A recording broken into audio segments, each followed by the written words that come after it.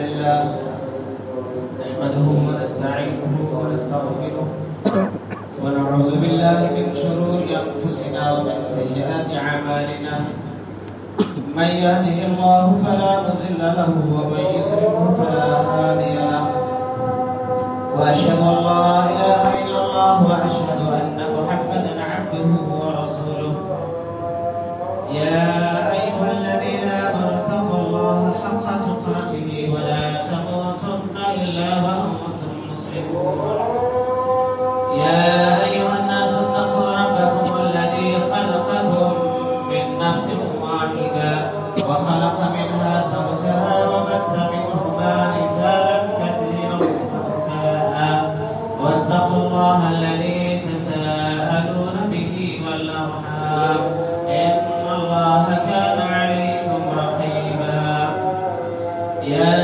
أيها الذين آمنوا اتقوا الله وقولوا قولا سديدا يصلح لكم أعمالكم ويغفر لكم ذنوبكم ومن يطع الله ورسوله فقد فاز فوزا عظيما أما بعد فإن خير الحديث كتاب الله وخير الهدي هدي محمد صلى الله عليه وسلم وشر الأمور محدثاتها وكل محدثة بدعة وكل بدعة ضلالة وكل ضلالة في النار أعوذ بالله من الشيطان الرجيم بسم الله الرحمن الرحيم وإن كان ذو عسرة فنظرة إلى ميسرة وأن تصدقوا خير لكم إن كنتم تعلمون رب اشرح لي صدري ويسر لي أمري واحلل عقدة من لساني يفقهوا قولي رب زدني علما معزز صاحبین بزرگوں نوجوان ساتھیوں پردانشی اسلامی خواتین لاسٹ جمعہ قرض کے احکام اور مسائل سے متعلق چند باتیں آپ کے سامنے آئی تھی جس میں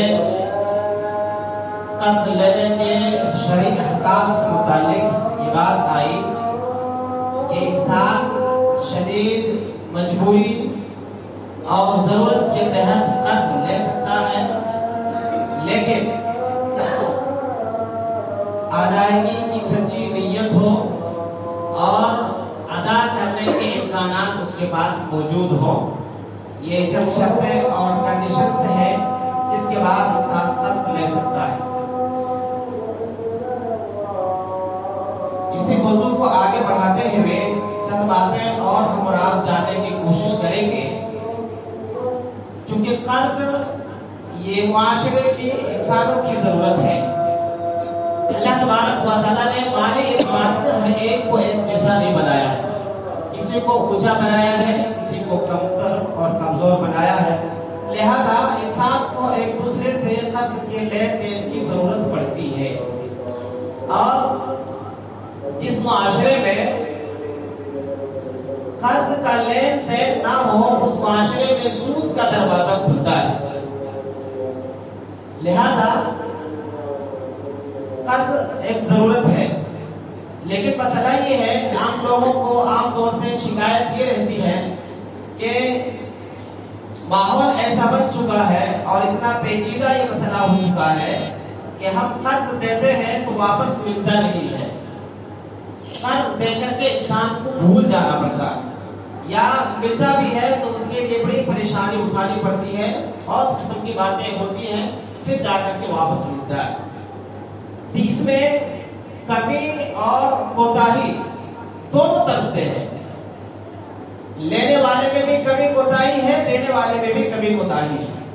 ایک جملہ میں آپ کو بولتا ہوں وہ یہ کہ ہمارے معاشرے کا مالدار بزدل ہے اور غریب بزدل ہے. وہ یہ کہ ہمارے معاشرے کا جو مالدار ہے وہ غریبوں کی ضروریات کو پوری کرنا نہیں چاہتا, غریبوں کو دینا نہیں چاہتا, اور غریب جو ہے وہ بددل ہے. بددل اس لیے ہے کہ وہ غریبوں کی مالداری سے چڑھتا ہے, اڑتا ہے, اس کو لگتا ہے کہ اس کو کیوں ملا ہے, اس کو نہیں ملنا تھا. تو کمی ہوتا ہے دونوں طرف سے. آج کے خطبے کی شروعات ہم یہاں سے کریں گے. آج کا جو خطبہ ہے ہم نے اس کو 3 حصوں میں تقسیم کیا، یا یوں کہہ لیں کہ 3 نکات کے اوپر مشتمل ہے. صرف 3 پوائنٹس ہیں جس کے اوپر آج گفتگو ہوگی، بات ہم کریں گے.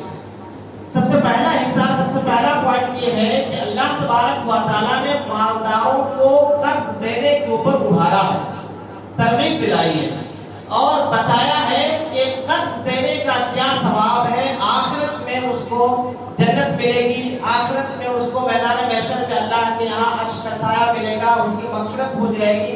بہت قسم کی باتیں بتائی گئی ہیں. یہ پہلا حصہ ہے. دوسرا حصہ ہے کہ جو آدمی قرض لے لے اس کو لوٹانے کا حکم دیا گیا ہے. قرض لے کر کے پورا کھا کر کے اس کو ڈکانا بھی نہیں، ایسا نہیں ہونا چاہیے، بلکہ اس کو واپس کرنا ہے. اس کا حکم شریعت نے دیا ہے. اور تیسرا حصہ، تیسرا پوائنٹ خطبے کا یہ ہے کہ آدمی قرض لینے کے بعد اگر واپس نہیں کرتا ہے تو اس کی کیا سزا ہے اور اس کے کیا نقصانات ہیں. سلسلے وار طریقے سے ہم اور آپ جاننے کی کوشش کریں گے. اللہ تبارک و تعالیٰ فرماتا ہے، جو آیت کریمہ میں نے پڑھی، وَإِن كَانَ ذُو عُسْرَةٍ فَنَظِرَةٌ إِلَىٰ مَيْسَرَةٍ وَأَن تَصَدَّقُوا خَيْرٌ لَكُمْ إِن كُنتُمْ تَعْلَمُونَ. اللہ فرماتا ہے مالداروں سے خطاب کرتے ہوئے کہ غریب جو تنگ دست ہے اس کو تم مہلت دو، اور اگر تم معاف کر دو، صدقہ کر دو تو یہ تمہارے لیے بہتر ہے اگر تم جانتے ہو. اللہ رب العالمین نے یہاں پر مہلت کے لیے حکم دیا، بتایا، مالداروں کو کہا کہ جب تم کسی کو قرض دیتے ہو تو ایک وقت اس کو دو، اور اگر اس وقت میں لوٹا نہ پائے تو پھر اور ایک وقت دو اس کے پاس. اور واقعی اگر وہ ضرورت مند ہے، اس لائق ہے کہ وہ نہیں دے سکتا ہے، تو اللہ کہتا ہے پورا پورا معاف کر دو، صدقہ کر دو، یہ تمہارے لیے بہتر ہے. نبی کریم صلی اللہ علیہ وسلم کی حدیثیں اس سلسلے میں کئی ساری ہیں. پہلی حدیث ہے صحیح ترغیب کی، علامہ البانی رحمۃ اللہ علیہ نے اس کو صحیح قرار دیا ہے. کل قرض صدقہ، فرماتے ہیں نبی کریم صلی اللہ علیہ وسلم ہر قرضہ جو ہم دیتے ہیں وہ صدقہ، یعنی ہم قرضہ آپ کو دیے، آپ ہم کو قرضہ دیے، وہ تو لوٹانا ہی لوٹانا ہے، لیکن جتنے دن کے لیے آپ نے مجھے دیا یا میں نے آپ کو دیا، اتنے دنوں کے لیے آپ مجھے میرے اوپر صدقہ کر رہے ہیں، آپ کو صدقے کا ثواب ملے گا. یہ بات آگے اور آئے گی تفصیل کے ساتھ. اسی طریقے سے مسند احمد کی ایک حدیث ہے، نبی کریم صلی اللہ علیہ وسلم فرماتے ہیں، ان السلف یجری مجرا شطر الصدقہ. آدمی جو کچھ بھی قرض کسی کو دیتا ہے در حقیقت اس کے اوپر آدھا صدقہ کرتا ہے، یعنی آدھے صدقے کا ثواب ہے. اسی طریقے سے ایک حدیث ہے صحیح ترغیب کی، اس کو بھی علامہ البانی رحمۃ اللہ علیہ نے صحیح قرار دیا ہے. نبی کریم صلی اللہ علیہ وسلم نے فرمایا، دخل رجل الجنہ فرأى مکتوبا علی بابها. اللہ کے نبی صلی اللہ علیہ وسلم اپنے خواب کی بات بیان کر رہے ہیں کہ ایک آدمی جنت میں داخل ہوا تو اس میں جنت کے دروازے کے اوپر لکھا ہوا تھا، لکھا ہوا پایا اس نے، وہ یہ تھا، الصدقہ بعشر امثالها والقرض بثمانیۃ عشر. اللہ کے نبی صلی اللہ علیہ وسلم نے فرمایا کہ جو آدمی صدقہ کرتا ہے اس کو اس صدقے کے 10 گنا اجر و ثواب ہے، اور جو آدمی کسی کو قرض دیتا ہے اس کو قرض کے 18 گنا ثواب ہے. یعنی قرض کا ثواب زیادہ ہے بنسبت صدقہ کرنے کی. اسی طریقے سے ایک حدیث اور ہے مسند احمد کی، حضرت بریدہ اسلمی رضی اللہ تعالیٰ عنہ کہتے ہیں، نبی کریم صلی اللہ علیہ وسلم نے فرمایا، من انزل معسرا فله بكل يوم مثله صدقہ. ثم قال سمعته يقول من انزل معسرا بكل يوم مثليه صدقہ. اللہ کے نبی صلی اللہ علیہ وسلم نے فرمایا کہ جس کسی نے کسی کو زکات جو ہے قرض دیا تو اللہ تبارک و تعالیٰ اس کو اس کے مثل ثواب دے گا صدقے کا. اور اس کے بعد کہتے ہیں، پھر میں نے سنا اللہ کے نبی صلی اللہ علیہ وسلم نے فرمایا، کسی نے کسی کو قرض دیا تو قرض دینے والے کو قرض دینے کے 2 گنا صدقہ کرنے کا ثواب ملے گا. حضرت بریدہ اسلمی رضی اللہ تعالیٰ عنہ نے کہا کہ اللہ کے نبی، آپ نے ایک دفعہ کہا کہ ایک صدقے کا ثواب ملے گا، پھر دوسری دوسری بار آپ نے کہا کہ 2 گنا صدقے کا ثواب ملے گا. یہ بات سمجھ میں نہیں آئی. نبی کریم صلی اللہ علیہ وسلم نے فرمایا کہ جس شخص نے جب تک اس کو مہلت تھی تب تک کے لیے اس کو 1 صدقے کا ثواب ملے گا، اور مہلت کو اس نے آگے اور بڑھا دیا تو اس کو 2 گنا ثواب ملے گا صدقہ کرنے کا. مثال کے طور پر ایک آدمی نے مجھے 10,000 کا قرضہ دیا، 1 مہینے کا وقت میں نے لیا. اب 1 مہینے تک کے لیے قرضہ دینے والے کو ہر دن 10,000 صدقہ کرنے کا ثواب ملے گا. اس کے بعد کسی وجہ سے میں نے 1 مہینے کے بعد نہیں لوٹا پایا اور ایک وقت میں نے اس سے لیا کہ 1 مہینہ اور وقت دیجیے پھر میں آپ کو واپس لوٹاؤں گا. تو چونکہ اس نے دوبارہ جو مجھے وقت دیا 1 مہینے کا، تو اب اس کو ہر دن 20,000 صدقہ کرنے کا ثواب ملے گا. یہ ایک حدیث بات کے اندر نبی کریم صلی اللہ علیہ وسلم نے بتایا. معلوم یہ ہوا کہ قرض کے سلسلے میں اللہ تبارک و تعالیٰ اس کو صدقے کا ثواب دیتا ہے، بس اوقات آدھا صدقہ کرنے کا ثواب دیتا ہے، بس اوقات ڈبل صدقہ کرنے کا ثواب دیتا ہے. اور یہ ساری چیزیں جو ہے قرض لینے والے اور دینے والے دونوں کی نیت کے حساب سے ثواب میں کمی بیشی ہوتی رہتی ہے. لہذا ایک مومن، ایک مسلمان کو قرض، ایک مالدار کو قرض دینا چاہیے اور غریب کو، تنگدست کو مہلت دینا چاہیے. بلکہ اگر واقعی لینے والا، قرض لینے والا اتنا تنگدست ہے، اتنا مجبور ہے، اتنا پریشان ہے کہ وہ لوٹا نہیں سکتا، واپس نہیں کر سکتا، تو ایسی صورت میں ایک مالدار شخص کو چاہیے کہ وہ پورا کا پورا معاف کر دے. صحیح مسلم میں ایک حدیث ہے، اللہ کے نبی صلی اللہ علیہ وسلم نے فرمایا کہ قیامت کے دن ایک شخص اللہ رب العالمین کے پاس لایا جائے گا، پیش ہوگا. اللہ تبارک و تعالیٰ اس کو پوچھے گا کہ تمہارے پاس کوئی نیکی ہے؟ وہ آدمی کہے گا کہ اللہ رب العالمین میرے پاس کوئی نیکی نہیں ہے. اللہ کہے گا دیکھو یاد کرو کوئی نیکی مل جائے. وہ آدمی سوچے گا، سوچنے کے بعد کہے گا کہ اللہ رب العالمین ایک نیکی ہے، وہ یہ کہ دنیا میں مجھے بڑا مال سے نوازا تھا. میں جب کسی غریب کو قرض دیتا تھا تو اس کو مہلت دیتا تھا، اگر واپس کر سکتا تو ٹھیک ہے، نہیں واپس کر سکتا تھا تو میں اس کو معاف کر دیتا تھا. اللہ کے نبی صلی اللہ علیہ وسلم فرماتے ہیں اللہ رب العالمین فرمائے گا اس بندے کے ساتھ درگزر کرو کیونکہ یہ میرے بندوں کے ساتھ درگزر کرتا تھا. اللہ رب العالمین اس کو جنت میں داخل فرما دے گا. تو کل ملا کے بات یہ ہے کہ قرض لینا اور دینا یہ معاشرے کی ضرورت ہے، اور تنگ دست کو معاف کرنا اس کی مثالیں نبی کریم صلی اللہ علیہ وسلم کی زندگی میں، صحابہ کرام کی زندگی میں ہمیں ملتی ہے. ایک بڑا مشہور واقعہ ہے، ایک صحابی ہے حضرت ابو یوسف رضی اللہ تعالیٰ عنہ، انہوں نے ایک صاحب کو قرضہ دیا. اب قرضہ لینے والا نہایت ہی تنگ دست تھا، نہایت ہی مجبور تھا، واپس کرنے کی پوزیشن میں نہیں تھا. حضرت ابو یوسف رضی اللہ تعالیٰ عنہ ایک دن اس کے گھر گئے اور دروازے سے آواز دی اے فلاں ابن فلاں، میں قرضہ واپس لینے کے لیے آیا ہوں. تو اس آدمی نے دوسرے سے، اپنی بیوی سے یا اپنے بچے سے یہ کہلوایا کہ کہو میں گھر تک نہیں ہوں، جھوٹ بول دیا. اتنے میں اس کا ایک چھوٹا بچہ گھر سے واپس نکلا تو حضرت ابو یوسف نے پوچھا کہ تمہارے ابا کہاں ہے؟ اب چھوٹا بچہ، معصوم بچہ، اس نے کہا کہ ابا گھر ہی پر ہے، آپ کی آواز سن کر کے انہوں نے جھوٹ بول دیا. اب ان کو بڑی پریشانی ہوئی، بہت تکلیف ہوئی، دل کو ٹھیس لگی، میں نے ان کو قرضہ دیا اور مجھ سے ہی جھوٹ بول رہے ہیں. ان کو گھر سے نکلوایا، گھر سے نکلو، اور کہا کہ تم نے میرے آواز پر لپیٹ کو نہیں کہا، تم نے جھوٹ کیوں بولا؟ کہا کہ میں نے جھوٹ اس لیے بولا کہ اگر میں آپ کے پاس آتا، میرے پاس دینے کی حیثیت نہیں ہے، میں واپس نہیں کر سکتا، ابھی میں اس پوزیشن میں نہیں ہوں، لہذا میں آپ سے ایک جھوٹ ابھی بولا ہوں، آپ سے ملاقات کرتا تو کئی جھوٹ بولتا، آپ سے جھوٹے وعدے نہیں کرتا، لہذا میں نے آپ کے ساتھ جو ہے آواز پر لپیٹنے کا جواب دے دیا آپ کے سوال کا.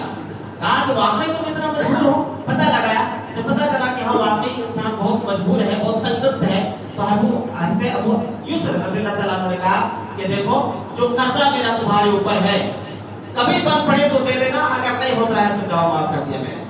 تو یہ ایک صاحب مال کو اللہ رب العالمین نے ایک طریقہ بتایا ہے کہ معاشرے میں تنقست کے اوپر صدقہ کیا جائے اور ان کو قرض دیا جائے، واپس لے آدمی، لیکن اگر واقعی سامنے والا اتنا مجبور ہے تو اس کو معاف بھی کر دیا جائے اور اس کے اوپر صدقہ کر دیا جائے۔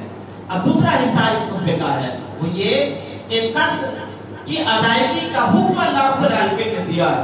میں نے کسی سے قرضہ لیا، کسی نے کسی سے قرضہ لیا، اللہ رب العالمین حکم دیتا ہے کہ اس قرضے کو واپس کیا جائے، کھا لیا جائے اور اس کو ہضم کر دیا جائے، کبھی دینے کا نام نہ لیا جائے۔ ایسا کرنے سے اللہ رب العالمین نے منع کیا۔ بہت سارے لوگوں کی عادت ہی یہی ہوتی ہے، زبردستی قرضہ لیتے ہیں اور دینے کی نیت ہی نہیں ہوتی۔ کئی سارے لوگوں کی یہ عادت ہوگی، زبردستی آپ سے قرضہ پوچھیں گے، میرے پاس آگے پوچھا میرے پاس نہیں ہے، مجبور کریں گے، نہیں دیکھو کہیں سے دو، 5,000 کا انتظام کراؤ، آج نہیں تو کل کراؤ، 10 دن کے بعد کراؤ، لیکن کیسے بھی کر کے کراؤ۔ اتنا بار بار وہ آدمی جو آپ سے ریکویسٹ کر رہا ہے اس کی نیت صحیح نہیں ہے، کیونکہ وہ بار بار میرے پاس آگے کہہ رہا ہے تو کسی اور سے بھی کہہ سکتا تھا، کسی تیسرے سے بھی جا کر کے اپنی ضرورت رکھ سکتا تھا، لیکن وہ بار بار میرے پاس آ رہا، بار بار مجھے کو بتا رہا، مطلب یہ ہے کہ وہ دینے کا ارادہ نہیں رکھتا۔ لہذا زبردستی کسی کے گلے پڑنا، زبردستی کسی سے قرضہ لینا اور واپس نہ کرنا، یہ سخت برا ہے۔ اللہ تبارک و تعالیٰ سورہ نساء کے اندر فرماتا ہے ان اللہ یامرکم ان تؤدوا الامانات الی اہلها۔ اللہ فرماتا ہے کہ جن کی امانتیں تم نے لی ہیں ان کو ان تک پہنچاؤ۔ کسی سے قرضہ لیا ہوا ہے میں نے، آپ نے کسی نے لیا ہے، اللہ رب العالمین حکم دیتا ہے کہ اس قرضے کو جس سے تم نے لیا ہے اس کو واپس کرو اور اس کو پورا پورا لوٹاؤ جتنا تم نے لیا ہے۔ نبی کریم صلی اللہ علیہ وسلم نے فرمایا، ایسے لوگوں کی تعریف کرتے ہیں صحیح مسلم کے اندر، ان خیار الناس احسنهم قضاء، ایسے لوگ بہترین ہیں، اچھے ہیں جو قرضہ جیسے لیتے ہیں ویسے ہی واپس کر دیتے ہیں، جو پورا پورا واپس کر دیتے ہیں اور اپنے وقت پر واپس کر دیتے ہیں، ایسے لوگ اچھے ہیں اور بہتر لوگ ہیں۔ اور جب آدمی اس کوشش میں رہتا بھی ہے کہ نہیں میرے اوپر قرض ہے، مجھے واپس کرنا ہے، کیسے بھی کر کے مجھے دینا ہے، اللہ تبارک و تعالیٰ اس کے لیے راستے آسان فرماتا ہے۔ اور اس کی مثالیں آپ کو حدیث کے اندر ملے گی۔ صحیح مسلم کی حدیث ہے، بنی اسرائیل کا ایک واقعہ نبی کریم صلی اللہ علیہ وسلم نے ذکر کیا کہ ایک آدمی نے دوسرے آدمی سے 1,000 کا قرضہ لیا اور اپنے گاؤں چلا گیا یا کسی سمندری سفر پہ وہ روانہ ہو گیا، واپسی میں اس کو کوئی کشتی نہیں مل رہی تھی، کوئی سواری نہیں مل رہی تھی جس سے وہ قرضہ لوٹائے۔ مختصر قصہ یہ ہے کہ اس آدمی نے ایک لکڑی کو بے سراغ کیا اور 1,000 جو بھی دینار یا درہم تھا اس کو اس میں ڈال دیا اور ایک خط لکھا کہ اللہ رب العالمین اس بندے سے میں نے قرضہ اس بات پر لیا تھا، اس نے گارنٹی مانگی تھی، میں نے تجھے ضمانت کے طور پر پیش کیا کہ میرا گواہ اللہ ہے، میرا ضامن اللہ ہے، تم کو دینا ہے تو دو، اللہ تو جانتا ہے میری نیت، میرا ارادہ قرضہ واپس کرنے کا ہے، لیکن اس آدمی تک پہنچنے کا کوئی راستہ میرے پاس نہیں، کشتیاں نہیں مل رہی ہے، سواری نہیں مل رہی ہے، سمندر میں میں تیر کے جا نہیں سکتا، اللہ رب العالمین تیرے نام پر یہ 1,000 دینار میں اس لکڑی میں ڈال دیتا ہوں، اللہ تو اس کے حقدار تک پہنچا دے۔ وہ آدمی جس نے دیا ہوا تھا قرضہ، وہ سمندر کے کنارے ساحل پہ آتا تھا کہ آئے گا وہ آدمی میرا قرضہ واپس کرے گا، شام میں واپس لوٹ جاتا تھا۔ ایک دن جب واپس لوٹنے لگا تو دیکھا کہ ایک لکڑی بہتی ہوئی آ رہی ہے، یہ سوچ کر کے کہ چلو ایندھن کے کام آ جائے گی، جلانے کے کام آ جائے گی، وہ لکڑی اٹھا کے آدمی چل دیا۔ گھر میں جا کر کے اس لکڑی کو پھاڑا تو اس میں 1,000 دینار ملے اور وہ خط ملا جو اس نے بھیجا ہوا تھا۔ اور پھر دیکھیے کچھ مہینے کے بعد جب اس کو کشتی ملی، سواری ملی، تو یہ قرضہ لینے والا شخص پھر سے 1,000 دینار لے کر کے پہنچا اس کے پاس اور کہا کہ میں نے لیا تھا لیکن کسی وجہ سے آ نہیں پایا، لہٰذا 1,000 دینار یہ آپ رکھیں۔ لیکن دینے والے کو جو کہ مل چکا تھا وہ بھی امانتدار تھا، ایماندار تھا، اس نے کہا کہ نہیں آپ نے جیسے بھیجا تھا اللہ رب العالمین نے ویسے مجھ تک وہ اشرفیہ یا وہ دینار پہنچا دیے، لہٰذا یہ 1,000 آپ ہی کے۔ تو یہ انسان جب کوشش کرتا ہے ادا کرنے کی تو اللہ تبارک و تعالیٰ اس کے لیے راستے کو ہموار کرتا ہے اور اس کے لیے راستے آسان ہوتے ہیں۔ لیکن شرط یہ ہے کہ انسان کوشش کرے اور انسان کی یہ نیت ہو کہ میرے اوپر قرض ہے تو ایک بوجھ ہے، لہذا اس بوجھ کو مجھے کیسی طریقے سے اتارنا ہے۔ اب تیسرا حصہ یہ ہے اس خطبے کا، یا تیسرا پوائنٹ یہ ہے کہ جو شخص قرضہ ادا نہ کرے اس کی سزا کیا ہے، اس کا نقصان کیا ہے۔ یہاں پر ایک بات یہ ہے کہ قرض لینے کے بعد کل دیتا ہوں، پرسوں دیتا ہوں، میں بھاگ جا رہا ہوں کیا، میں گھر بیچ دے رہا ہوں کیا، میں کہیں دوسرے ملک میں جا رہا ہوں کیا، اس طریقے کی باتیں بنانا اور قرضہ دینے والے کو سنانا در حقیقت قرضہ دینے والے کے اوپر ظلم ہے، اس کے اوپر زیادتی ہے۔ ایک آدمی نے آپ کو قرضہ دیا ہے، اب وہ قرضہ واپس مانگ رہا ہے تو آپ اس کو سنا رہے ہیں میں گھر سے بھاگ رہا ہوں کیا، میں گھر بیچ دے رہا ہوں کیا، میں شہر چھوڑ رہا ہوں کیا، یہ اس طریقے کی باتیں بنانا در حقیقت سامنے والے کو تکلیف پہنچانا، اس کے اوپر ظلم کرنا، اس کے اوپر زیادتی کرنا، ایسا بالکل نہیں ہونا چاہیے۔ جیسے آپ نے لیا ہے آپ کی ذمہ داری ہے آپ کو اسے واپس لوٹا ہے، یہ اللہ رب العالمین کا حکم ہے، شریعت کی یہی تعلیم ہے۔ اب آئیے چند باتیں اس سلسلے میں بھی ہم جانتے ہوئے چلتے ہیں کہ اس کی سزا کیا ہے اور اس کے نقصانات کیا ہے۔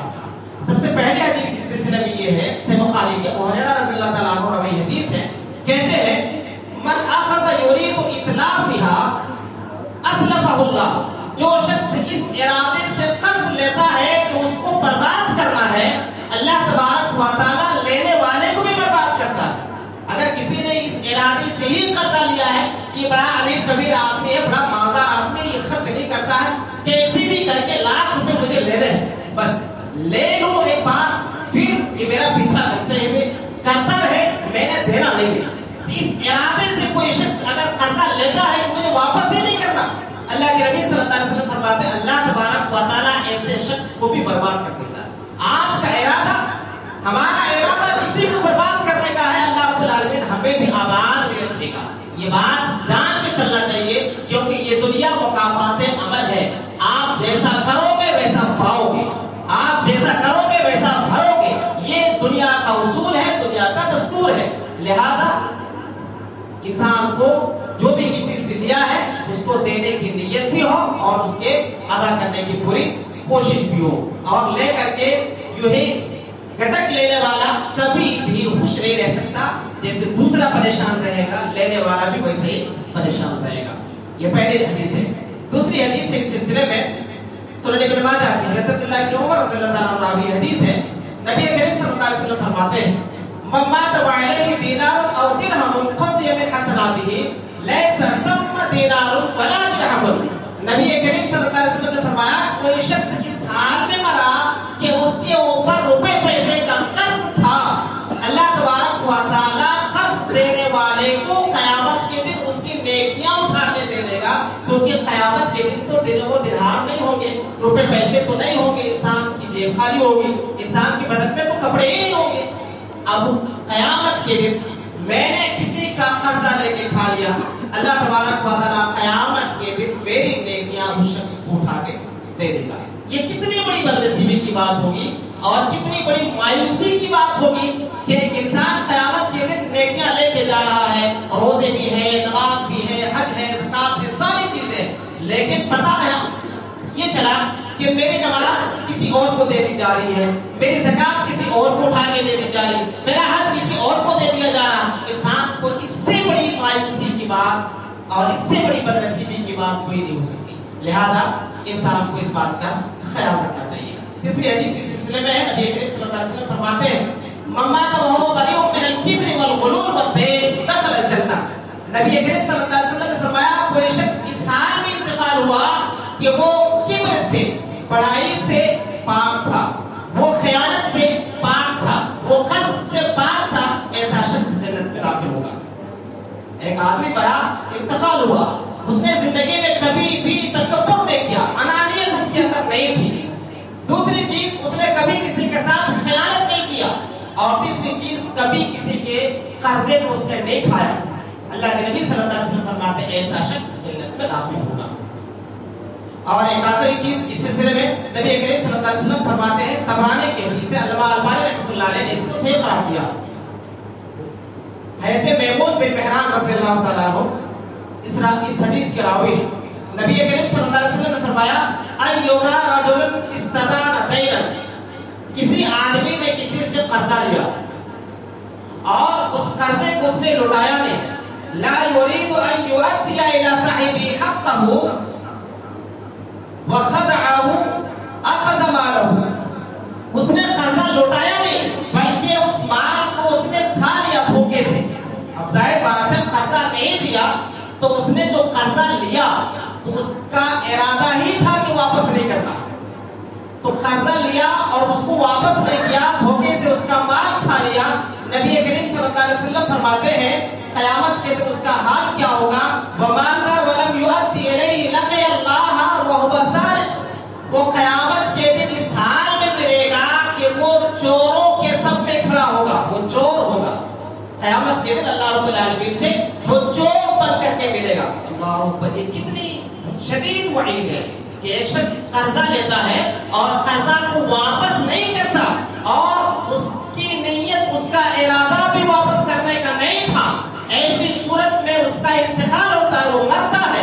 نبی کریم صلی اللہ علیہ وسلم فرماتے ہیں قیامت کے دن یہ شخص چور بن کر کے اللہ سے ملے گا، کیونکہ اس نے قرضہ لیا تھا اور اس کا ارادہ، اس کی نیت بھی واپس کرنے کی نہیں تھی۔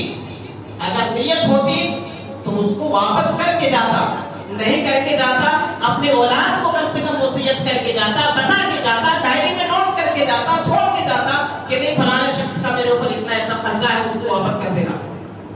لیکن یہ چیزیں نہیں ہوئی۔ اب جو ہے جب انسان مر جاتا ہے تو بیٹا کھڑا ہوتا ہے، میرے ابا کے اوپر کسی کا کوئی قرضہ ہے تو اس کو معاف کر دے یا مجھ سے رابطہ کرے، اور یہ بھائی آپ سے کیوں رابطہ کرنا، آپ کے ابا کو کیوں معاف کرنا، آپ کے ابا کی یہ ذمہ داری تھی کہ وہ بتا کے جانا تھا۔ اب میں نے قرضہ دیا، آپ نے قرضہ دیا، پھر میں آپ کے ابا کو دیا، پھر میں آپ سے مانگنا۔ آپ کے ابا کی ذمہ داری تھی کہ آپ کو بتاتے ہوئے جاتا کہ بیٹا فلاں فلاں شخص کا میرے اوپر قرضہ ہے۔ اب اس میں برائی اور خرابی یہ بھی ہے کہ میں نے اگر یہ مطالبہ کر دیا کہ آپ کے ابا کے اوپر 1 لاکھ روپے کا قرضہ ہے، سامنے والا دے گا نہیں دے گا، سیدھے سیدھے بولے گا میرے ابا کو اتنے کی ضرورت کیسے پڑی، کب لیا مجھے نہیں معلوم، تو پھر یہ اعلان کرنے کرانے کا مطلب کچھ نہیں رہتا، کچھ بھی نہیں رہتا اس کا۔